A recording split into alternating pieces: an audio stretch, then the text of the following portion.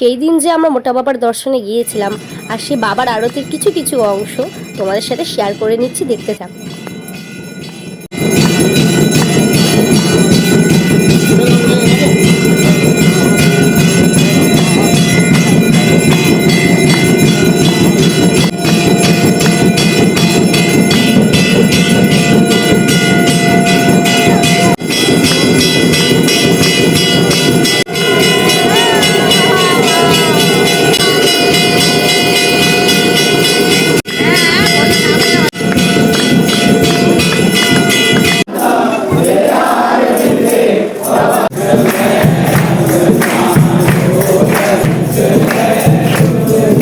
আরতি শেষ, তারপরেই চললাম ভূতনাথ বাবার দর্শনের উদ্দেশ্যে।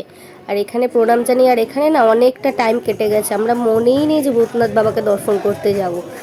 যাই হোক, তো পরের ভিডিওতে দেখা